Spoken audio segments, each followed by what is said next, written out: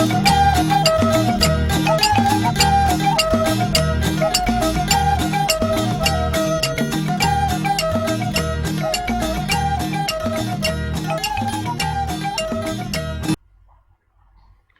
pagi peserta didik kami. Nah, kali ini kita akan belajar tentang fluida statis ya. Baik, kemarin saya sudah sharekan materi-materi yang akan kamu pelajari ya. Jadi kali ini saya akan bahas atau memberikan penjelasan tentang fluida statis. Itu ya. Nah, langsung saja untuk materinya. Ya, kita perhatikan yang berikut. Fluida statis. Fluida itu adalah zat yang dapat mengalir. Statis artinya diam. Apa saja zat yang dapat mengalir? Zat yang dapat mengalir itu ada dua, zat cair dan udara, gitu ya. Berarti dalam topik ini kita akan membahas tentang zat cair dan udara. Nah, apa-apa saja yang akan kita pelajari? Yang akan kita pelajari itu ada 3. Massa jenis, lalu yang kedua tentang tekanan, lalu yang ketiga tentang tekanan hidrostatis. Nah, massa jenis adalah perbandingan antara massa dengan volume zat. Ya, secara matematis dirumuskan bahwasanya massa jenis itu adalah massa dibagi volumenya. Nah, nanti dalam persoalan-persoalan kita nanti untuk yang akan kita bahas ini, itu nanti akan muncul nih sering massa jenis tak dikasih tahu ya. Jadi kamu harus tahu bahwasanya untuk massa jenis air, rho air, itu di soal sering sekali tidak dikasih tahu ya. Rho air itu sering sekali di soal tidak dikasih tahu. Maka kamu harus hafal atau ingat ya, bahwasanya nilainya adalah 1 dalam satuan gram per sentimeter kubik. Oke. Atau kalau misalnya dia dalam satuan kilogram per meter kubik itu adalah 1000 ya atau 1000. 1000 dalam satuan kilogram per meter kubik.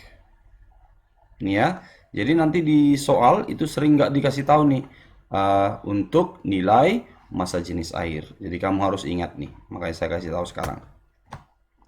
Lalu selanjutnya adalah topik tentang tekanan.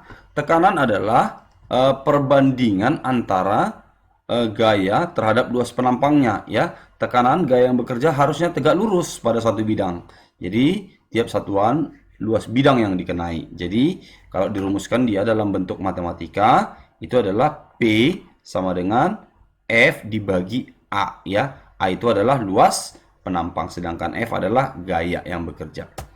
Nah, lalu selanjutnya yang akan kita bahas itu adalah tekanan yang disebabkan oleh fluida tak bergerak atau disebut dengan tekanan hidrostatis atau misalnya contohnya tekanan air gitu ya, tekanan air pada bendungan.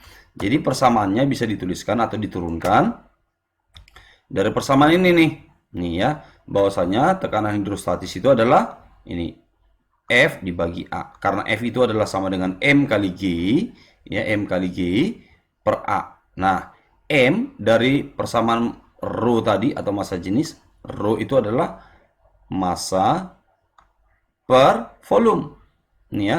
Berarti kalau dikasih tahu sini massa itu sama dengan rho kali volume gitu ya. Ini dia rho kali volume dikali G, M kali G, rho kali volume kali G per A. Nah, jadi karena di sini volume itu kan sama dengan luas ya, luas dikali tinggi. Luas kali tinggi volume ya, luas kali tinggi. Maka ini dia, luas kali tinggi. Nah, karena ada A di sini, maka tanpa merasa berdosa bunuh aja, nggak apa-apa ya. Maka tinggallah persamaannya adalah rho dikali G dikali H. Nah, itu dia. Jadi tekanan hidrostatis itu bisa kita tuliskan rumusnya adalah ya, tekanan hidrostatis itu rumusnya adalah rho dikali G dikali H. Nah, untuk tekanan total pada contohnya zat cair gitu ya, atau dalam air atau dalam laut gitu ya, danau, maka tekanan totalnya itu adalah tekanan atmosfer ditambah tekanan hidrostatis gitu ya. Tekanan atmosfer ditambah tekanan hidrostatis. Nah, jika dalam soal tidak dikasih tahu tekanan atmosfer itu berapa, maka tekanan atmosfer itu nilainya sama dengan 1 atm. Oke, 1 atmosfer atau 1 atm. Nah, 1 atm itu sendiri sama dengan, ya boleh nih ya, 76 cm Hg atau cm raksa.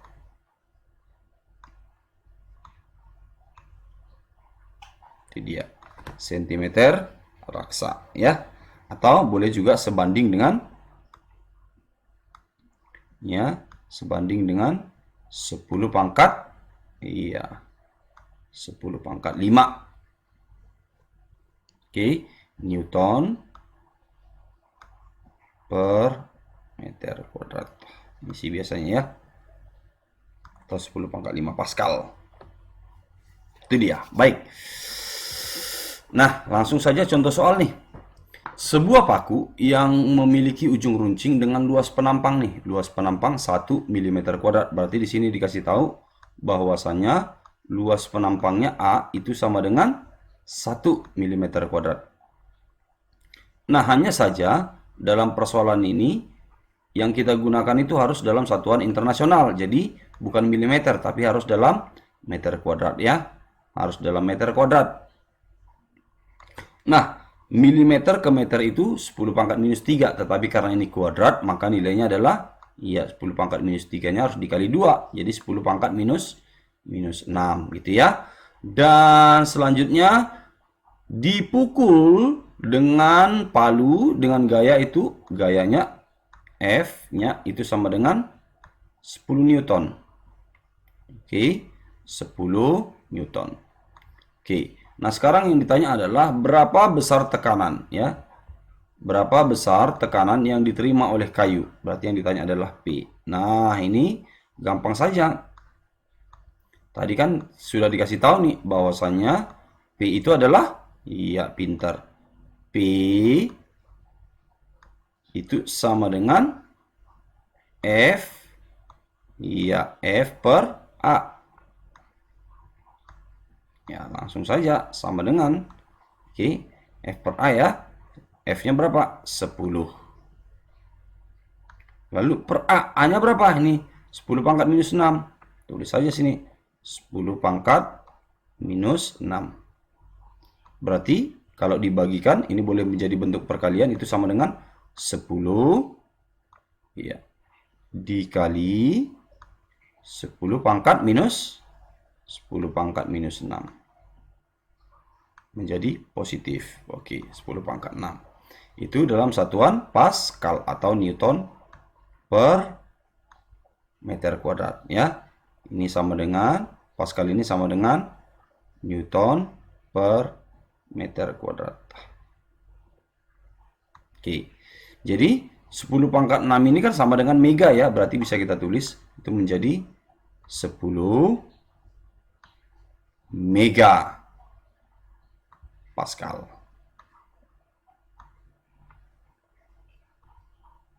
Oke, berarti jawabannya adalah B. Ya, saya rasa gampang ya. Baik, kita teruskan. Contoh yang kedua nih. Sebuah kapal selam berada 20 meter di bawah permukaan laut. Oke, di bawah permukaan laut. Massa jenis air laut adalah ini, 1050 kg per meter kubik. Jika tekanan atmosfer, ya, tekanan atmosfer itu setara katanya, setara dengan 10 meter air. Berarti pada kedalaman 10 meter air. Gitu maksudnya ya. Maka tekanan total yang dialami kapal selam. Oke, tekanan total yang dialami kapal selam. Maka yang ditanya adalah P tot. Oke, P tot. Nah, jadi kalau tekanan total kan tadi itu sama dengan, iya, tekanan atmosfer atau P0 ditambah tekanan hidrostatis.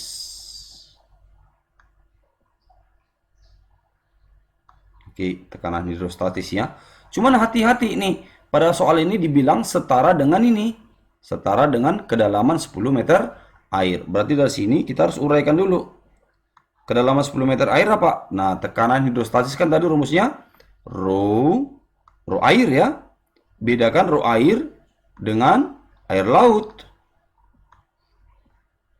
Oke, rho air dikali gravitasi dikali kedalamannya.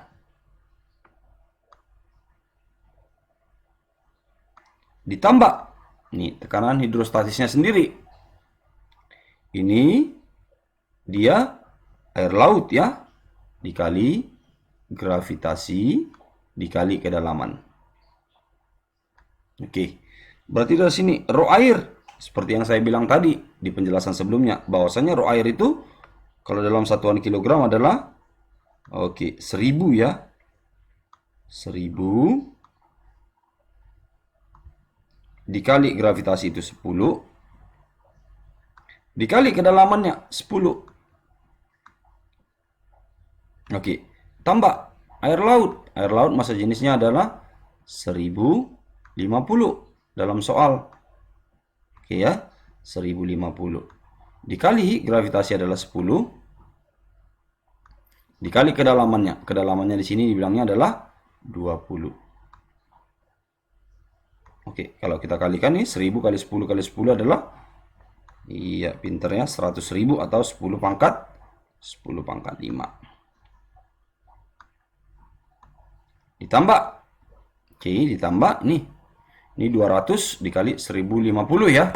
200 kali 1050 itu sama dengan 105 dikali 2. Ya, pokoknya gitu aja. 105 dikali 2 itu sama dengan 210 ya. 210. Oke, nah, tinggal tambahkan nolnya 2.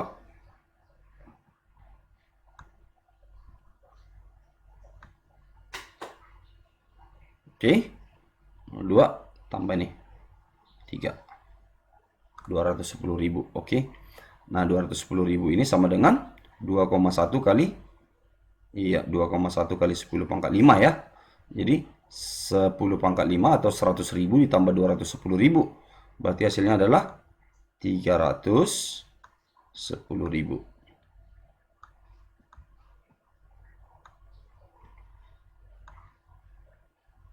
Ya, dalam satuan Pascal. Oke, saya rasa sangat gampang sekali ya untuk hidrostatis ini ya. Jadi jawabannya adalah C. Baik, demikian dulu penjelasan kita tentang hidrostatis. Harapan saya kamu semua dapat mengerti. Oke, terima kasih. Sampai berjumpa kembali dan dadah.